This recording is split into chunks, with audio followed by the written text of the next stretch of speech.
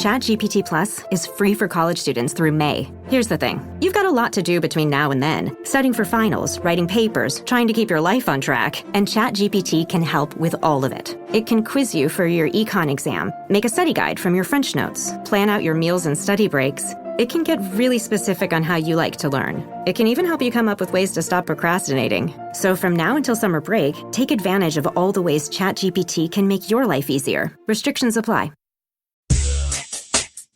Welcome back to the Mad About Movies VIP Club. Now here's one of your hosts, Kent, Brian, or Richard. Welcome in to the Mad About Movies VIP Lounge, Bar, Grill, MJ Designs, and what do we got this week, Richard? We have a do-it-yourself car wash. Do it yourself. Oh, quarter. Yeah, we provide the water and the soap, and the 6 topless women, and you just wash the car yourself. It's an 80s style. It's like a kind of an 80s music video style car wash. Mm-hmm. And our change machine never works, by the way, so you have to bring your own orders. Mm-hmm. One time, I won't say his name. And we're out of soap. It's just water. You're paying for water. His name was Baramy Bamsel. I'll rhyme it, Kent, so you can do the math on that. But one time we lured a kid from high school to one of those car washes near the house because we told him we were going to 7-Eleven, and then we washed him in the car wash because he smelled really bad. Because he was in the back of the truck? No, he walked, and he just stunk. Oh, so we walked him in there. Oh, we walked him in there and held him. You pulled the old, hey, hop in the back of the truck. We'll run up to 7-Eleven and grab a Slurpee. We sudsed him up because he was real stinky, and we don't think his bathing was regular, and we bathed him.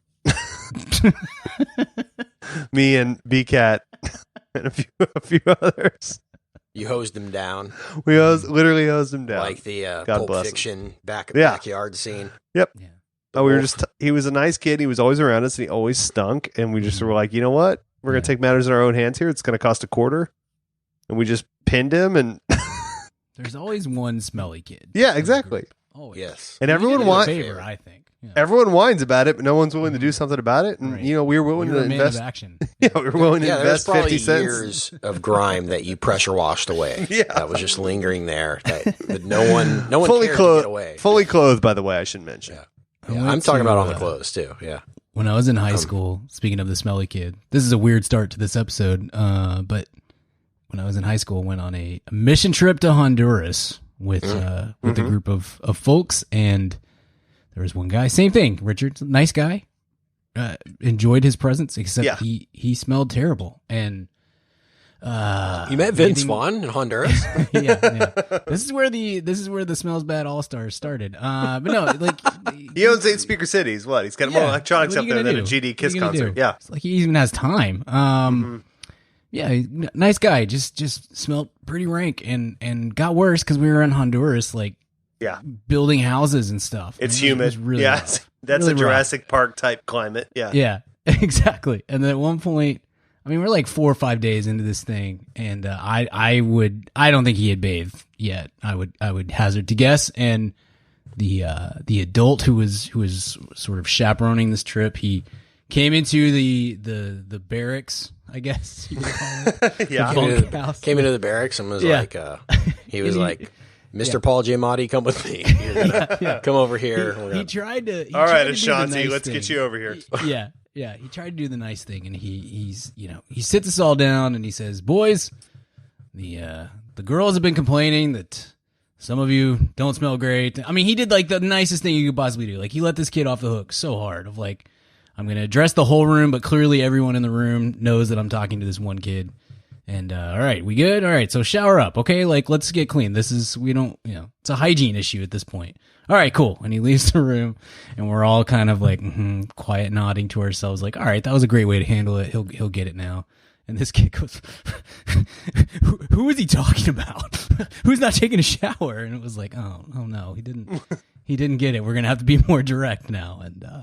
And it got worse from there. But there's always one, Every time you go on any church camp trip, there's one kid that's not going to shower. In a macro sense, Kent, I don't know if you're younger than me. They may have changed it, but Kent and I went to a religious school, which was lovely and all that stuff. But in middle school, when you're at your most sort of, hormonal and all that, we had a chapel, which is like an informal sort of, basically a school assembly at the end of the day. Every day they would have chapel.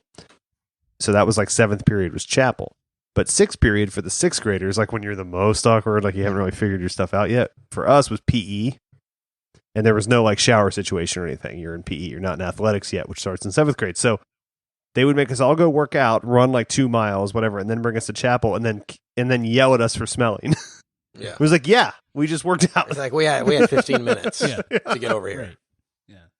It's like, yeah, we all stink. By the way, half of us are girls who all have eating disorders now because you're yelling at them. Yeah. Like, we can't help this. Yeah. Like maybe put chapel first. I don't know. Yeah, Try that. exactly. Try that out. We'll go work out, and then we'll go home. Guarantee you will shower as soon as we get home. But yeah, we all smell. They'd be like, well, the 6th graders over here, stinky 6th graders. Like, yeah, we do. We all smell. Yeah. Yeah, the whole thing it's of having rough anyway. Even if we hadn't just had it, like, this is the worst smelling group of kids ever. So the whole thing of having PE or athletics football practice before school was bad too. Yeah, that's you always still smell. But at least they had there was ostensibly a shower that you could take, and then they could be like, "Wow, you need a shower." Kids, no, they didn't. No, I know. And plus, they would, the way our school was is that like the gym situation was like a quarter mile from the school situation, and so Brian knows because you play basketball there. So they would be like, "Cool, your classes start at 9:15. Football practice ends at 9. So why don't you go? You got 15 minutes to fully shower, dress yourself, and get on over there. Get a third of the mile over to school and start your day." By the way, there's 60 of you, and there's 3 shower heads. Yeah, exactly. So good luck. And then they'd yell at us for being late, and we're like, I know you guys probably should get some walkie-talkies or something, coordinate amongst the teachers, but we got here as quick as we can. I'm still covered in mud because I took 8 seconds of a shower. I'm ready to start my academic journey. Yeah, the best. Why are you Great soaking times. wet sitting there? It's like, because I literally showered 5 minutes ago. What do you want me to say? All right. Great times. I mean, that's why Kent and I are enormously confident. Again, speak for yourself. Welcome in, VIPs. Thank you for being here. Hold on, we're welcoming in another audience. We're welcoming in a national audience now. Man, is the okay, we're sorry. We're sorry, our other audience. You had to witness the Jets lose another game, but welcoming you now into the Mad About Movies VIP Bar Lounge Grill here on the main feed. We're being stormed because you might listen to Mad About Movies every single week on your iTunes, your Spotify, something like that, but you might not realize we do episodes other than that on our little VIP feed we have here on our website, madaboutmoviespodcast.com/VIP. And so here we are. We thought, in honor of the anniversary of this movie, the overdue nature of the discussion of this episode, and the fact that we're in Halloween times, we would drop a little main feed throwback episode. But keep in mind, we do these weekly, sometimes multiple times a week, sometimes every day we'll drop episodes. So just stick around to that VIP feed, subscribe. It's about $1 a week if you want to stay tuned to all of our episodes. You can get to all of our audio content for $1 a week. So hop on over there, and you get our Discord and tons of other free perks, a Christmas gift coming soon if you sign up soon. So get on over there, madaboutmoviespodcast.com/VIP.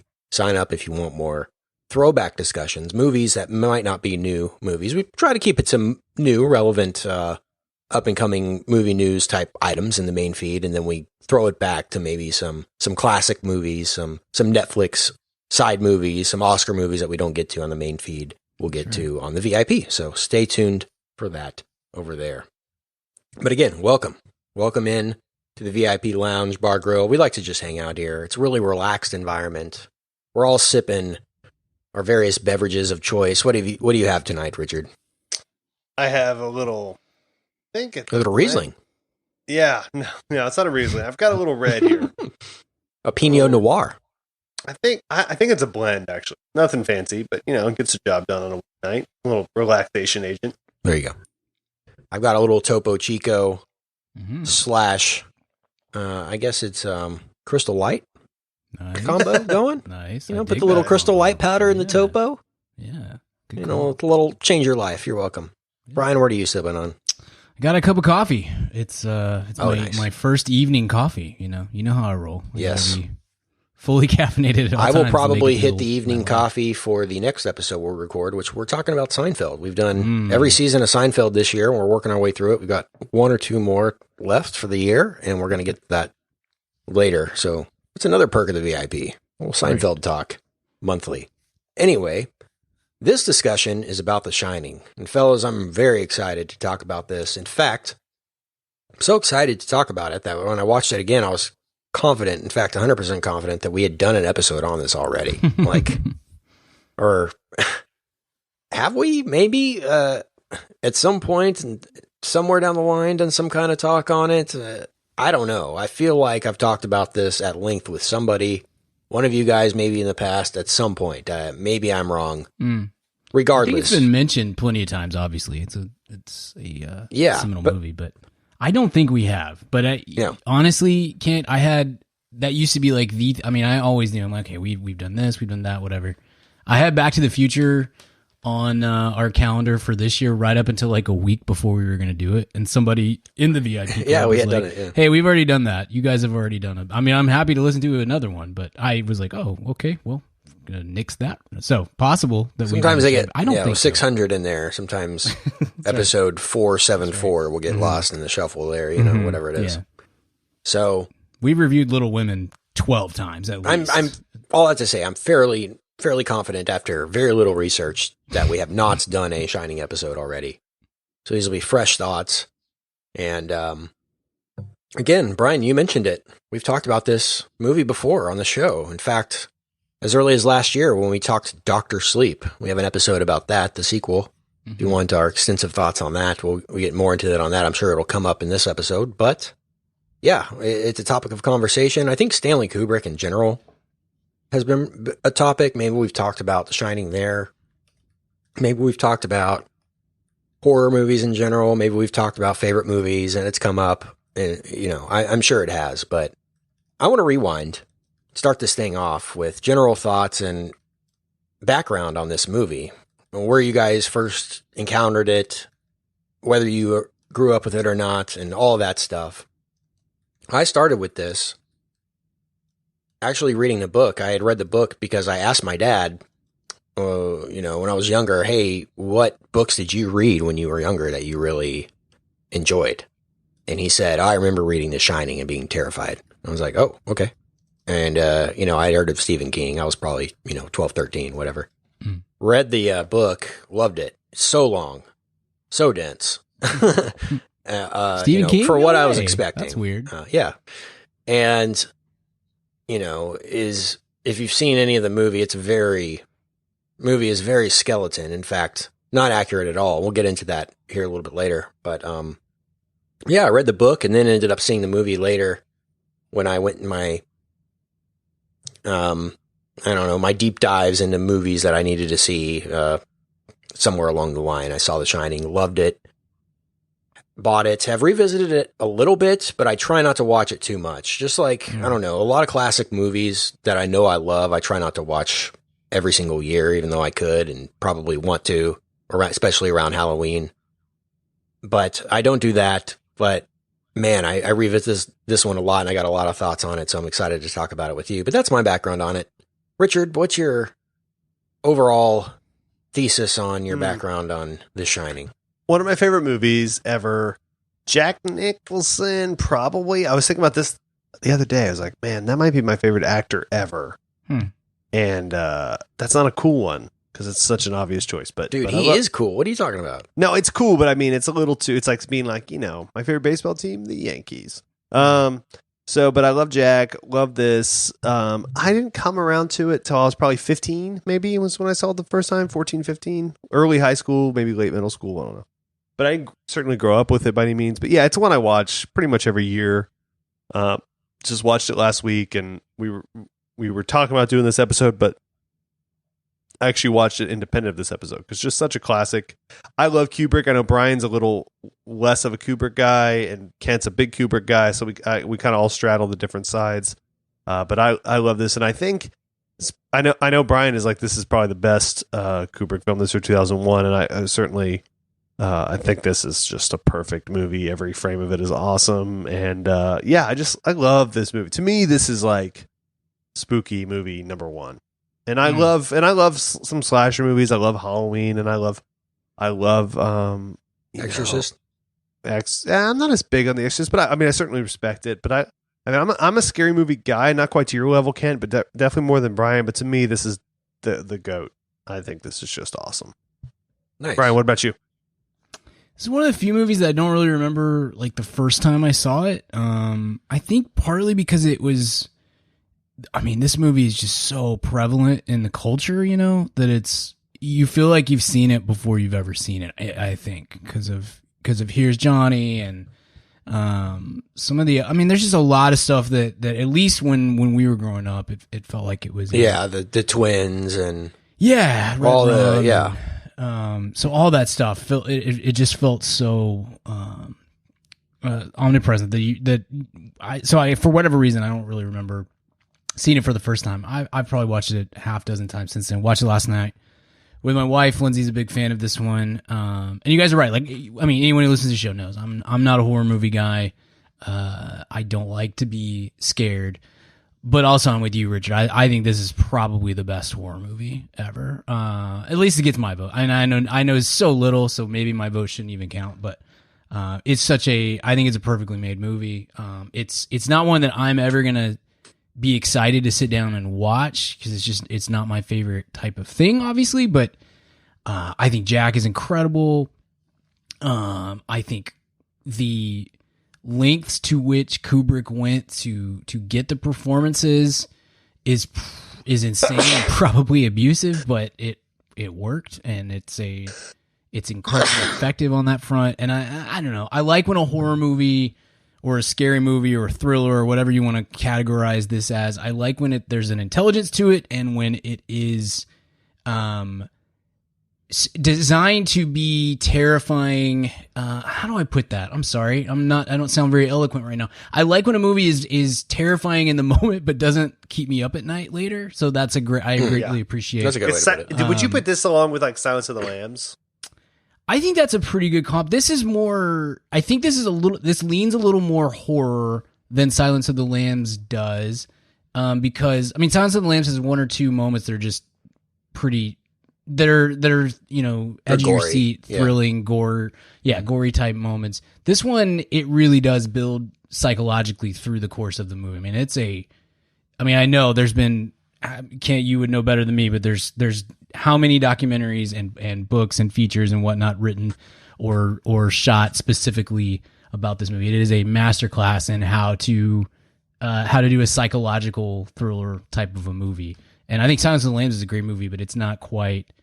I don't remember watching Silence of the Lambs and just being like for 2 hours just being super tense the entire time and worrying for the characters the way they do with The Shining. But yeah, man, this movie's great. And if I'm gonna sit down and watch a scary movie, a horror movie during spooky season, this one's way, way, way up on the list. And I think this world's cool too. Today, just a quick aside, we watched Shining last night, my wife and I, and this morning while I was working in my office, I rewatched Dr. Sleep.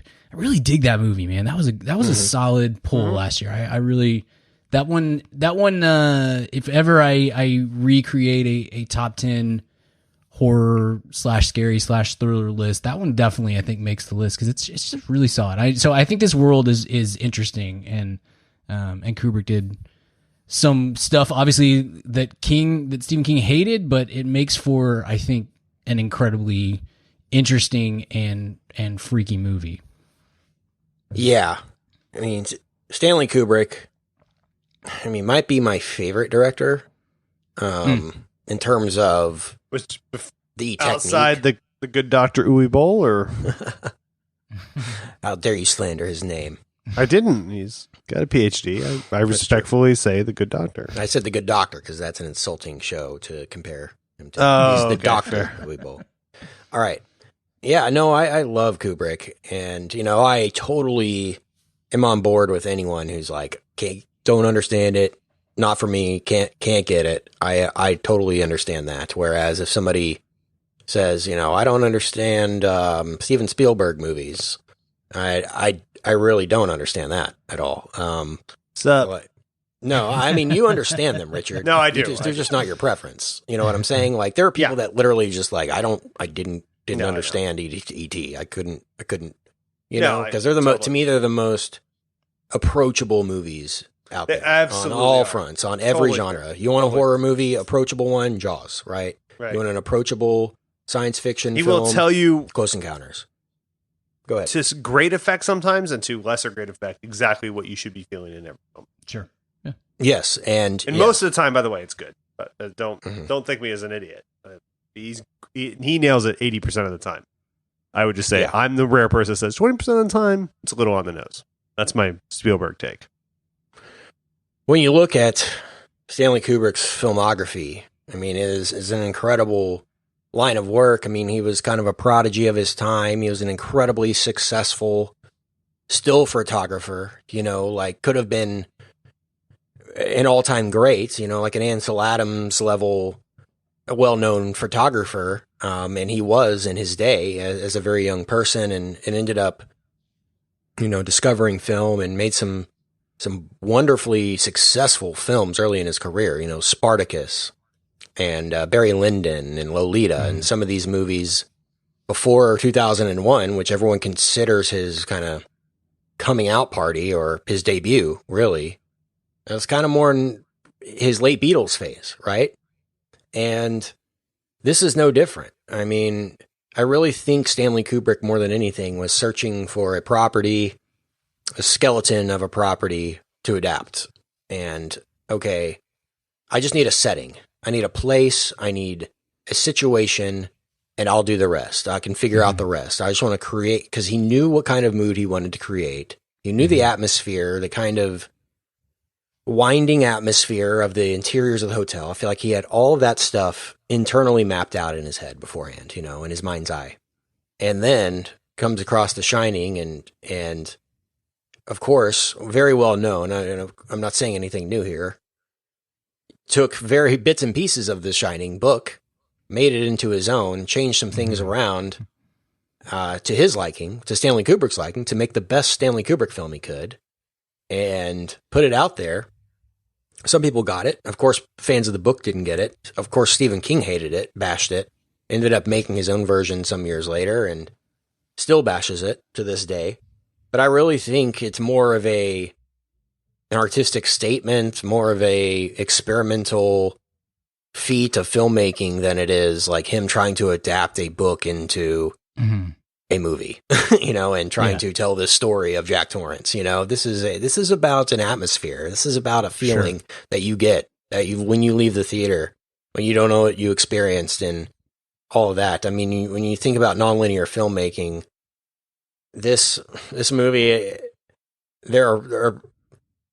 it's also very well known that you can play the movie kind of overlapped on each other. Like it's a very, circular film in terms of how it's shot and how it's told. So like literally if you took the entire movie on a film strip, folded it in half and then ran it through the projector, like the front and the back of the movie would line up in some really eerie ways that even Stanley Kubrick thought of back in the day. So I think there's a lot of, and I don't want to get too deep into the conspiracy theory side of things because I think from a technical side of things, this is a masterpiece of filmmaking from a lot of levels, and we'll get into that. But there are some fun, interesting conspiracy theories on what it means and why he made the movie and all that. But we'll get into that a little bit later.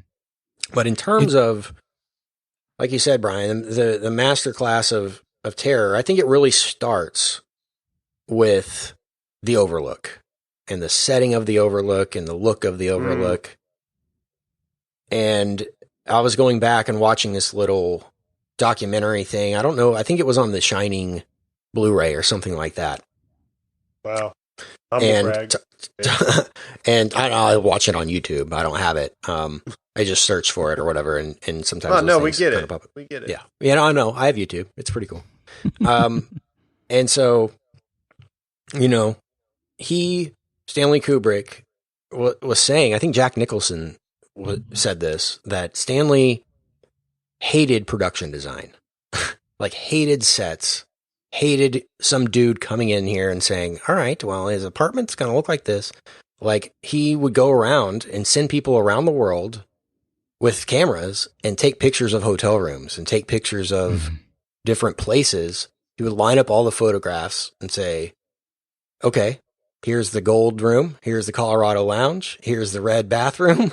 Here's the hallway, and did it that way. And I think that really comes across in the authenticity of this movie and the fact that this does feel like a real place that ghosts would exist in. In fact, it's all fake. It's all plastic. It's all a set, right? But it feels so real. Like, this has to be a real place, right? But it's not. And I think that's an incredible feat of, I don't know, foresight to just set this in a really natural environment with what seems like real people and with not a lot of fanfare, and let the camera kind of do the talking. And you talk about a bare minimalist script. I mean, there's not a lot to work with here. Of course, there's some bombastic scenes and some big moments, but overall, it's very minimal. And you spend a lot of time browsing the hotel. I mean, this is a 2.5 hour movie, and I would say there's about 80 minutes of talking in it. Yeah. So, a lot of tones, a lot of music, a lot of score, a lot of cinematography. But I think it's all for the better. And we'll get into the weeds here in a second. But that's kind of my first impression, is just how awesome the Overlook is. And Brian, you say you watched Dr. Sleep, and something I remember talking about in the Dr. Sleep episode was, how did they do this? How did they recreate this, The Shining, And they literally did. They built it. They went back and they just built the whole set again. It's awesome. I'll probably put in the link in the description for this episode if you want to check it out on YouTube, but there's a little video where they actually build the Colorado Lounge and everyone's just geeking out, like the director, gets the big wheel and it's like riding it around the hallways of this place. Like, it's an actual physical place. And I think that's so cool too, to be able to recreate, in my opinion, the most iconic film set of all time is a really cool thing. And I wish it was somewhere where you could go visit it, or stay there. Cause I think the real one is called the Yahawani Lodge or something. It's in Yosemite. And there is a Colorado Lounge there. Like, it's the exact same layout. It's the one that Kubrick modeled it after, but it's slightly changed over the years. But I think they should open an Overlook hotel. Like, how awesome would that be to stay there? Like, if it was the same layout, carpet, red bathroom, all that kind of stuff would be. I mean, no thanks for me, but I get it. As long as you're not staying in room 237, you're good. Yeah. Or 217, right? Yeah, man. The structure of this is so cool, and it's really interesting to me. The kind of I don't know if it's a feud or whatnot, but the maybe creative differences between King and Kubrick on this, and it's one of those, to me at least, where you can kind of see both sides of it. Like, I haven't read The Shining. I've read plenty of other King works, and it's just really funny that King says, man, he had no interest in adapting my book. He just took the idea. He did just exactly what you said, Cantley. He took the idea because the setting is cool and is interesting, and the themes are interesting, and then basically just tossed out everything else and wrote a story. All the mythology, all the real logic to it is thrown out. Yeah, sure. And you can totally see King's point of view of saying, "Hey, man, why are you getting my book and then just going to completely destroy it and not do anything with what I wrote?" And what did he say? I have it in my notes somewhere. He said something like, that it's a fancy car without an engine, because he stripped out all my writing. And Kubrick kind of fired back and says, well, I mean, it's a cool idea, but the writing's pretty weak. And so they're just the back and forth between the two of them. Did you see, Kent, that when I was looking in the research, that when King wanted to make that 97 miniseries, Kubrick still owned the rights to all TV and film adaptations and whatnot. And so King had to go to him to get permission to make a miniseries out of his own book. And And Kubrick let him do it as long as he signed a letter saying that he would no longer slander the movie in public, which is pretty great. I enjoy. I would make him sign a letter that says Stanley Kubrick's version of The Shining is a good movie. Yeah, or something like that. Sure. Like to say that it's not, because that's what he slandered. Not only that is it not a faithful adaptation, but that it was a bad movie and no one should go see it. That's like nonsense. I even for Stephen King. And who rules? Granted, I didn't, and I love Stephen King. American Treasure, Stephen King. Yeah. Like love that guy, and I don't want to slander an American Treasure. But at the same time, unless even for him, Cosby. If this, yes, we can slander former disgraced American Treasures. Even for Stephen King, he should realize that this is a great film. And granted, it's not me. I didn't write The Shining, so I can't really sympathize with that. But at the same time, he should be able to say, wow, I've never seen a movie like that before, because again, up to this point, this is 1980, there was Halloween, there were some horror movies out, Alien, those kinds of movies were out there, but it wasn't like this. There was never really, I don't know if anyone had ever really done the haunted house, taken it seriously like this. This is almost like a Christopher Nolan horror movie, it's a serious-minded horror movie. It strips away the camp in a truly terrifying way, because I think everybody out there can sympathize that if you were stuck in a hotel by yourself for 6 months or whatever it was they were going to be in there, that you would probably go insane too and have those fears of, can I even do this? And then it starts happening to Jack Torrance without him even realizing it. It's a very, I don't know, stark realization some people come to when they watch this, because it's way more terrifying than they anticipate. And of course, there's some ghost moments, and of course the twins, and some jump scares. But I think it's more of a psychological, for sure, trapped in your own mind type movie, and that comes across. Man, I rewatched this again over the weekend. And it just looks incredible, man. It might be the Blu-ray restoration or whatever it is, or whatever the version is that I watched. But it looks so good. It holds up on almost every level, even movies that I love. And I think Halloween is probably the best horror movie ever. And even that, doesn't hold up in some areas in terms of the Rob Zombie, that one, right? Yeah. The Rob Zombie's Halloween. And the fact that all of that, I don't know, kind of holds up really encouraged me on this last rewatch. And it made me even say, gosh, this is a better movie. I looked at my all-time list, because I hadn't watched it in a couple of years when I made our most recent all-time list. And I had it, I think, 20 or 17 or somewhere around there on the list. I was like, man, that should have been a top 10 for me. If I have one Kubrick movie, it's probably going to be this one. Although I do like all of his movies a lot. I do. We could talk about that another time and rank the Kubricks, but I think this is his best movie. And I don't know. Maybe Paths of Glory. Over Space Odyssey? Over 2001? Space Odyssey. I'm fine with that. I don't like 2001, as I've said previously. I would much rather watch The Shining. Sure. If Stanley Kubrick had never made The Shining, hell yeah, 2001 would be his best movie. Sure. But The Shining is on another level. I think The Shining is bigger than 2001, even, or more influential on more people, and has stood the test of time. And maybe Jack Nicholson has something to do with that, but. Again, I just think the way he went about this, and we'll start with the Steadicam. He hired Garrett Brown, the inventor of the Steadicam, to shoot this movie.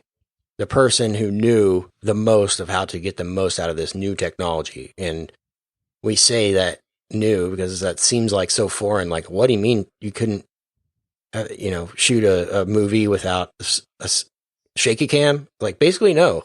This was the first movie where you didn't have to have a physical track on the ground to get a steady, smooth shot, moving shot.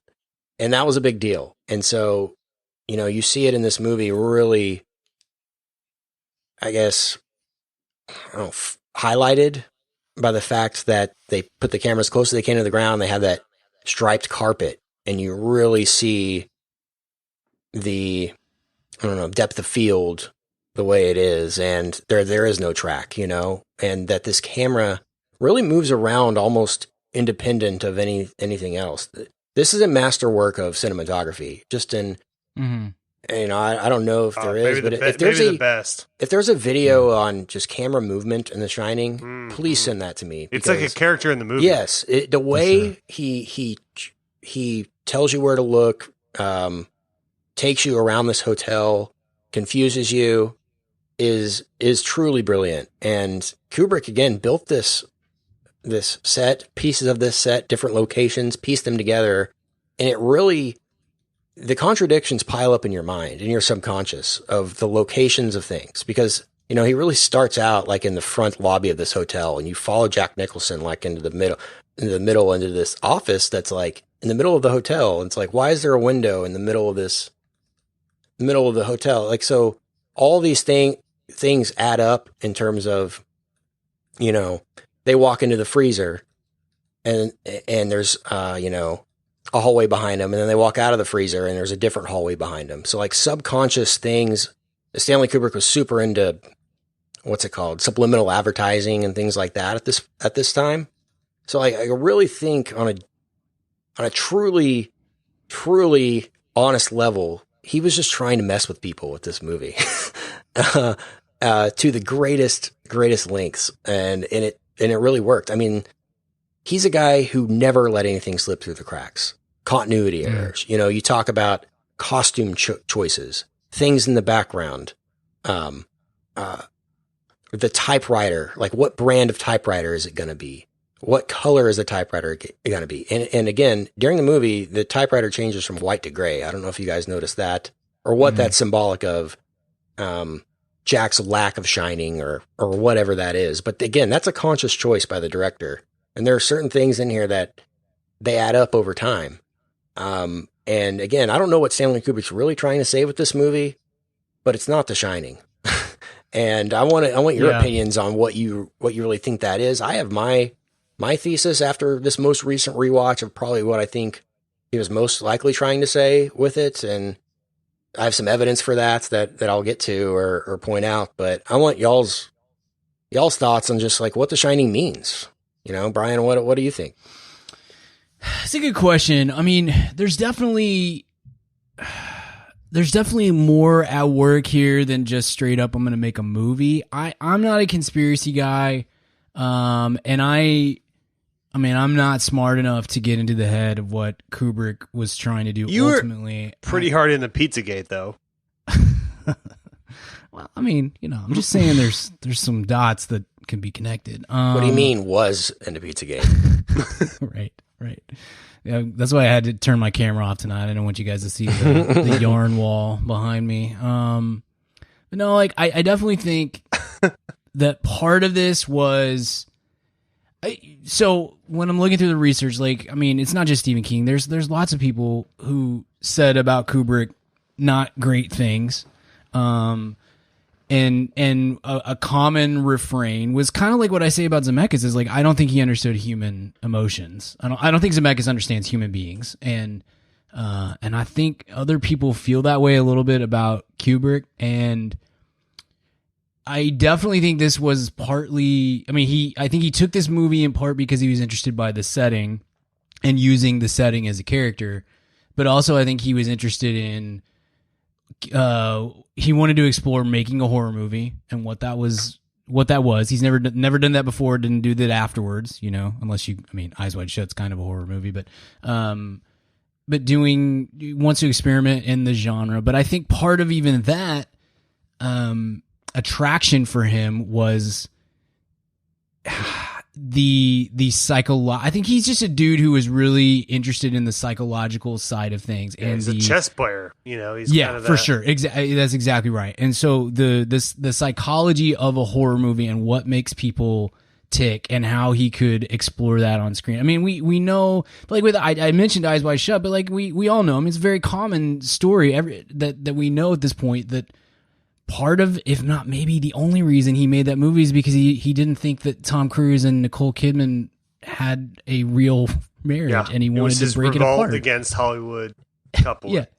It's a great gosh, Klosterman there's essay, if you can ever find it. Have you read that book, 1999 movie year? I haven't yet. It's gosh, there's on a my chapter list, in man. that book that talks about Eyes Wide Shut, Mm-hmm. and he made it for like 2 years straight.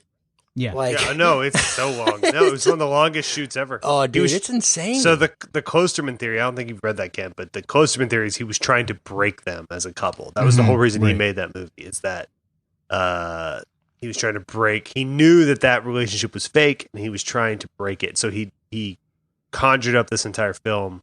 I'm going to say I necessarily agree with all of it, but it certainly was effective. If that was the goal, then yes. Right. He got it done. But yeah, I don't know, Kent, just kind of to bring it full circle. I don't really have a great answer to your question other than I think he was interested in the psychology of the genre and maybe wanted to see what he could do within that genre. And this thing, it's so the cinematography is incredible. The way it's all structured is incredible.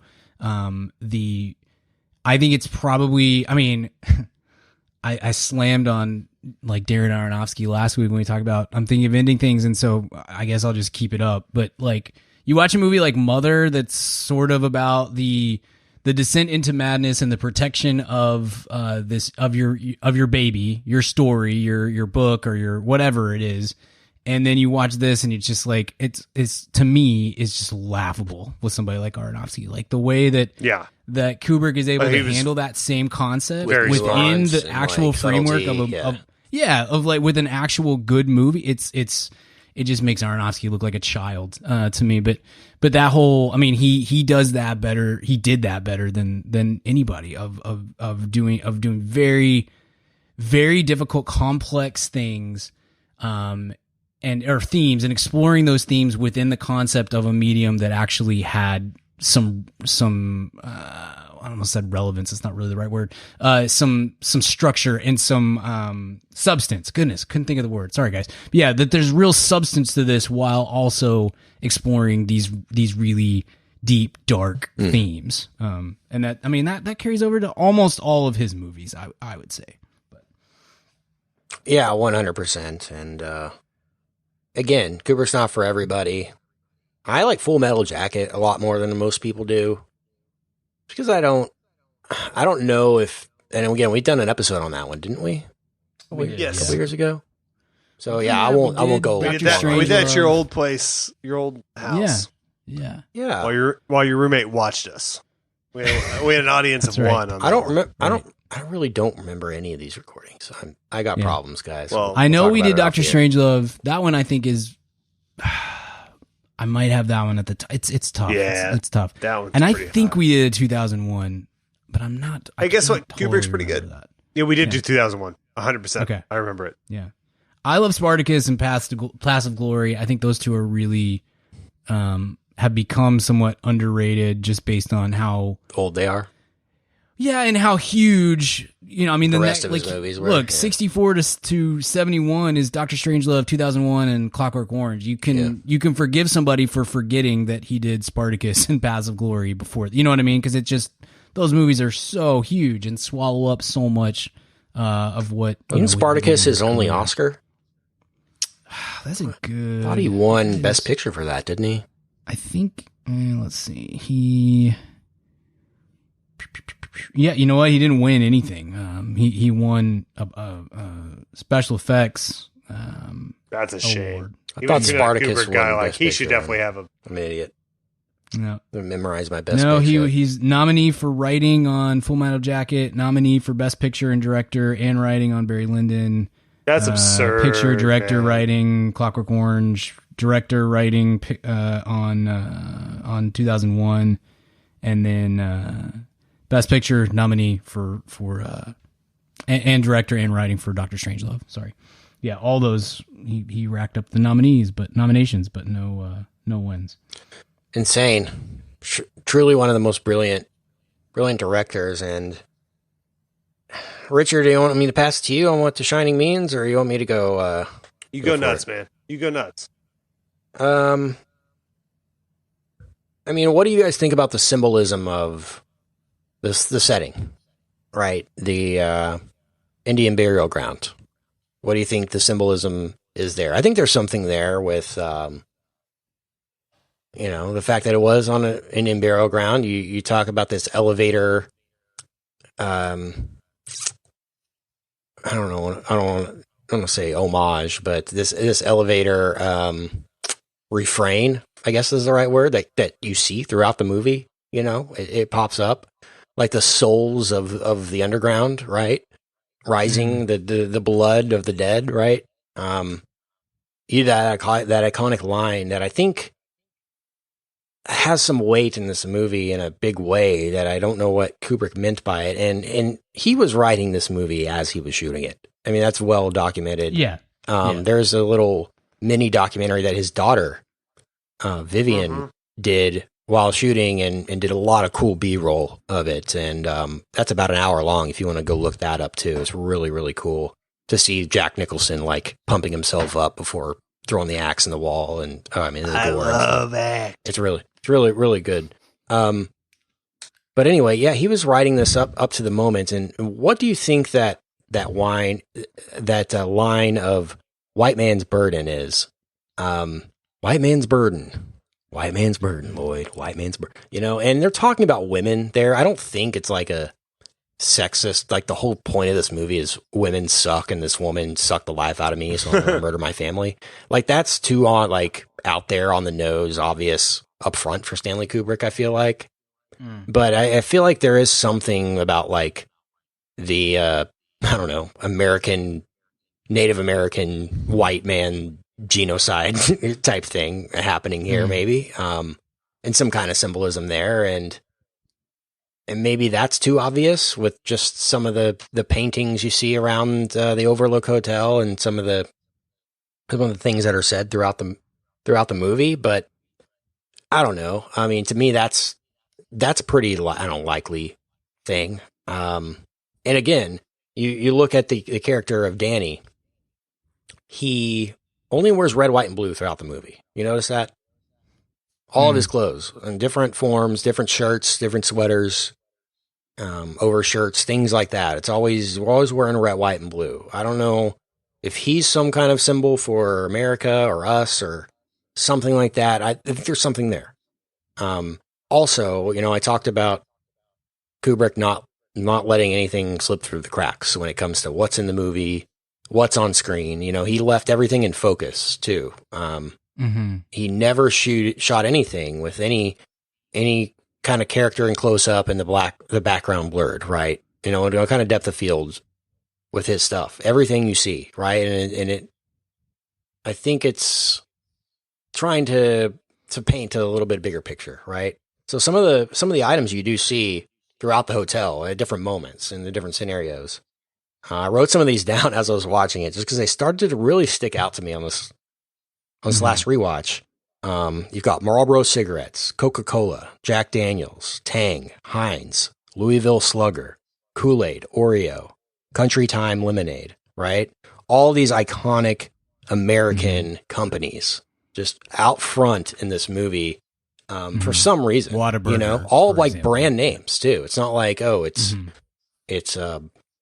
Red Apple cigarettes or whatever Tarantino universe branded. Sure. Like these to me, that's for a reason. I don't know what that is, but I think he was trying to say something about, I don't know, American life, American guilt, the American dream, something like that using the construct of Jack Torrance and the Overlook. So I don't know, the maze, I think the maze, the labyrinth and the maze is a big symbolic thing here too, where, the only way to truly learn, to truly defeat your demons is to learn from your past, right? The whole thing of Danny covering up his tracks in the snow is a whole very big symbolism thing. I don't need to point that out to anyone, but sure. I think there's a big thing with the maze and the Overlook and some symbolism there somewhere along the lines that I don't know. I think I got a few things on that. One, I was never very good at symbolism in English class or whatever. I always got very frustrated because I loved reading, loved writing, loved English. And then you'd occasionally, like, I had a teacher, I think my 11th grade English teacher was just like a freak for symbolism, and it drove me insane because she would just, it felt like everything, I would enjoy whatever we were reading, and then she would be like, well, here's the symbolism of literally every word in this book, and you're just like, oh my gosh, can we just read the freaking book? I was never great at, I was never great at identifying all that stuff. Number two, I definitely think you're right, Ken. I think there's for sure some stuff in here that you can get to the heart of if you want to try, or you can think you're getting to the heart of. Number three, I definitely think he was messing with people too. I think that's part of it. Yeah. And I think like the Apollo 11 sweater to me is like the most obvious example, because again, I'm not that smart. And so the Apollo 11 sweater that Danny's wearing is so clear to me of it's a wink and a nod and a you dummies that you're gonna obsess over this, and you're gonna say that it's me admitting to helping to fake the moon landing, but really this is me just making fun of you. It's hard for me to watch something like Doctor Strange. So let me put it this way, I didn't watch Doctor Strangelove until we did that episode, however many years ago that was. I don't think I'd ever seen it beforehand, and that movie sort of reframed watching some of the other Kubrick movies for me. Yeah, because there's some real joy. It's not to interrupt, but no, it can come off as pretentious because of the subject, but there's like a weird satirical nature to him. Yes. That is only really overt in Doctor Strangelove, and once you see that, you see it in the other movies, and you go, "Oh boy, okay, this guy." That's exactly right. This guy he's smirking while he does this. He's not showing you how smart he is. He's like, it's for a laugh, which makes him so much more enjoyable. Sorry.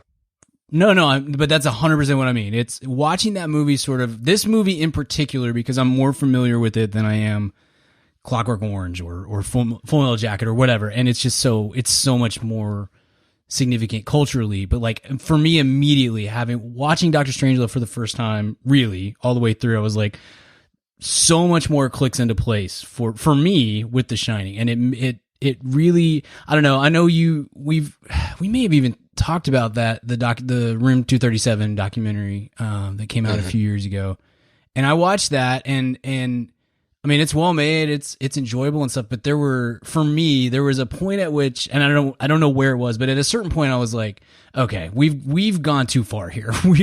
We are digging too deep into every element. This has become my junior year English teacher type stuff, and I think there's one guy who thought it was about some stuff that he's just messing. There was with one guy who thought it was about like suppressed homosexuality thing. I didn't see that, like, honestly, and of all the ones, that was the one that I didn't see the most. I mean, there's hints of like sexual abuse between Danny and Jack in the movie, and that maybe you can point there, but I don't think that's the overarching. I mean, the evidence is less convincing for that conspiracy theory than even the moon landing one, to be quite honest with you. Yeah. I can get more on board with, I can see how he put some Easter eggs of room 237 being 237,000 miles away. Small things like that, wink and a nod maybe, but also, true Easter eggs and true things that he did put in the movie, right? Tang, that Tang I totally agree with you. Being the astronaut stuff, things like that. That there's more of an argument for that than there is like Stuart Ullman is his suppressed gay lover, and they're right. I mean, come on, like again, what do you think? Who do you think Stuart Ullman represents? I mean, look, he looks exactly like JFK cosplay. And he's got a huge American flag on his desk. Like, what are they trying to say? It doesn't make any sense to me, like, yeah. But again, I think like with any conspiracy theory, and we're seeing that. I mean, it's just conspiracy theory stuff. Conspiracy theory culture has gone from a kind of a funny side thing to like, oh my God, this is actually terrifying over the last few years, but regardless, I think it's with almost any conspiracy theory, if you want to believe a thing, you can find evidence for that thing, especially when you're talking about a movie or a book, symbolism within a book. If you want to believe that the symbolism for whatever it is that you want to believe is there, you can find it. It's just, is the movie actually saying that? And for me, my take on it is that I definitely think there's some parts of it that are true, but I think Kubrick was just trying to mess with everybody's head with all these, because you're totally right. Like there is no frame, and we always talk about like the mark of a great screenplay is that there's no or a great movies, there's no wasted shot, right? Like there's no wasted page on the screenplay, and there's no wasted shot. Like there's not one thing in frame that ever in this movie in particular, but pretty much any Kubrick movie that he did not purposefully put there. There's no accidental, oh wow, we caught this or whatever. I mean, there's a reason for everything that's done. I just think a lot of times in this movie in particular, the reason was these idiots will obsess on this for 30 years, Yeah. No, it's almost like a meta movie. But by the way, he made a classic while he's trying to do a meta commentary. Right. Like you said with Aronofsky. Meanwhile, he's also making a super watchable classic. Right. If you never want to pick up on those things at all, you don't have to. Right. It's not being thrown in your face the whole time. There's some just incredibly iconic moments in the movie, and the way Kubrick sets them up is just truly genius, the way he directed the film. First of all, something I really noticed this last rewatch is how he repeats the shot of the gold room every single time. Like that long dolly shot down the hallway, and then that horizontal shot walking across the gold room to the bar. He does it 3 times when they're introducing him to the hotel, right? They're walking him through with Wendy, and they meet Dick Halloran there and all that. Then Jack goes by himself, right, and sees Lloyd in an empty bar. Same exact camera shot, right? Same exact camera movement, different time, different scenario, and then he does it again. The 3rd time is an entirely full gold room, and dude, I got chills this last time. Like when he did that, I was like, that is so cool, because you don't expect it, because you've been to this place twice before in this movie, and it's been the same both times, an empty place, and then that reveal of the completely full party there, and him, and the way Nicholson just walks through like it's this dream. I mean, that whole scenario, that whole sequence of going there and getting the thing spilt on him, and then going back into the red bathroom and with Grady, and all that stuff is just so perfect, man. And it's like another thing that he does to set up a reveal in the movie is the mirror in the apartment. He uses it to great effect early in the movie when Wendy kind of walks in and you see Jack laying in bed and you think it's through a door, but it's actually a mirror, right? And he uses it again when Danny comes in the room, and there's some cool like perspective shots of the mirror early in the movie. But it really doesn't pay off until the end, or near the end, when Danny's sleepwalking in there, writes red rum, and then his mom wakes up, looks in the mirror, and sees murder there, right? So this whole mirror thing had to be set up in some convincing, cool way beforehand for it to make sense why she would look at this mirror, why this mirror would be significant. So like those types of things that he thought about and really emphasized make all the difference. And he really understands like movie making. I know that's a simple way to put it, but like, I think some people just know the language better than others. And in a lot of ways, and to that point, but also adding to it, in a lot of ways, he invented the language. Right. With this movie. Yeah. Right. Great point. Great point. Another funny thing is, how Halloran's coming back this whole time. He's trying to call the Overlook, can't get through. You spend all this time cutting back to him, flying across the country, renting cars, doing all this stuff. He finally shows the Overlook, and then Jack immediately axes him. Like, it's such a Kubrick thing to do, right? It's like, you wait all this time, you think this guy's going to save the day, and then he just gets axed in the freaking chest immediately. It's like, it's so funny. It's such a Hitchcock, like killing the girl in the first act kind of thing. It's like, this was for nothing. This is because you expected something to happen that it's not going to happen. Sorry, this is not the same kind of movie you're expecting. And Yeah. at the same time, I do think he's making fun of horror movies. Like, I think the one of the final shots of the film of the frozen Jack Nicholson head, like, I think that's for a laugh, honestly, because it looks so dumb and ridiculous, you know? Yeah. But Brian, I wanted to ask you, we'll wrap this up here pretty quick. I wanted to ask you though, the bathtub scene's pretty intense. Did that scare you at all, or you knew what to expect? It probably creeped me out the first time I saw it. Now, you know, you just kind of, it's not something that sticks with you. I will tell you that probably because I just haven't seen it as many times, but rewatching Dr. Sleep today, the way that they do the woman in the bathtub a couple times in that is creepier, I think, long term than it's done in Dr. Sleep, love it or hate it. We don't need to go into that. It's such an interesting film in terms of conceptually. It's like almost like a meta commentary prequel, sequel. You know, it's like such where it fits in relation to its original core construct is so interesting. Sure. Yeah, the way they went about that was awesome. It'd be like making a Star Wars movie that was about the engine on the Millennium Falcon or something, you know? Mm-hmm. I'm sorry, I didn't mean to give Disney that idea. No. I just made $400. They just made that a 10-part series. Wow. That's cool. Yeah, no, the first time you see that scene, it's pretty disturbing because you know something's going to happen. By the time you've seen The Shining, I would guess 99% of first-time Shining viewers, this is not the first horror movie they've ever seen, you know? And you kind of know the beats, right? Like, you know, all right, the music is swelling. God, the music of this movie, dude, is so the score is incredible. Oh, my God. Again, this last time, I'm like, God, it makes all the difference. So setting the tone is that score. It's just so weird and different. I mean, that I'm glad they use it in Dr. Sleep, too. Like that. Yeah.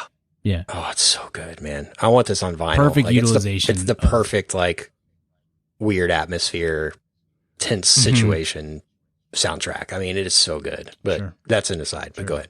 Yeah. But no, you know something's going to happen in that scene, but you're not quite sure what it's going to be, and then when it hits, you're like, oh gosh, it's pretty. So very, very effective use of the sort of jump scare and the makeup and all that sort of stuff. Done very well. I like you mentioned that when now I've lost the character's name. I'm sorry. The chef's character. Goodness gracious. Yeah. Sorry. Goodness. When he shows up and just immediately gets axed, is very Kubricky. But to me, like the best point in this, when I was looking through the notes and whatnot, I'm pretty sure it was Spielberg that said this. But I really appreciate it. It's so smart to save that for that moment rather than use it when Wendy is looking through his book and it's just, you know, all work and no play. You expect right there that you're going to get, because of the way the camera is focused in, it's a tight focus, and you expect there that you're going to get the jump scare and him popping out and freaking her out and stuff. But instead, he pulls the camera back behind the wall to show Jack sort of slowly creeping around the corner and stuff. And so it's a different kind of. It's so good when Halloran's just walking through the hotel. It's like, is anyone here? Yeah. Is anyone here? Yeah. And it's just like, you know something's coming around the corner, and here comes the axe. It's like, God! It's like, whoa! Right. And that I think that moment is a little bit less. Well, a little bit less effective if we've already had one of those, 30 minutes earlier or whatever when she's looking through his manuscript. It's really smart. Obviously, it turns out he's good at making films, but that's a really smart play in the midst of all of the other good decisions that were made in this movie. Love this movie, man. It's an all-timer, masterpiece. I'm going to save it for next year. I'm not going to watch it again until maybe this time next year, maybe not till later, because I love it. I find something new every time, and I think that's true with most Kubrick movies for me, though. I don't know which one I watch the most. Probably Eyes Wide Shut. No. I've probably it's not for the sex; it's for the mask. Yeah, it's great masks. I've probably seen 2001 the most times, but I don't know which one's the most rewatchable. Probably this one. I don't know. There's something about it. And again, I'm glad Dr. Sleep came out. And plus, it's got a seasonal aspect to it. Yeah, and I'm glad Dr. Sleep came out so we can again, Brian, you pointed it out earlier, just live in this universe and the world it's created and the world beyond the movie is really interesting, that I'm glad we're getting to explore it now. One other note I had, do you think the Jurassic Park scene with the, like under the stainless steel kids hiding in the cabinets, like, I don't know. I think that was maybe an homage, like a subconscious level. Yeah, it is. It definitely is. Yeah. I think Spielberg of is Danny hiding in the stainless steel thing. Yeah. I noticed that this time. I was like, God, there's got to be a connection there. I know Spielberg's a big Kubrick guy. And of course, made AI. It's so funny that they're so tight and I mean, not funny, but that they were such good friends and Spielberg made all AI that when they make completely different kinds of movies. Totally. It's just, it's great. I'd rather Spielberg be friends with Kubrick over George Lucas.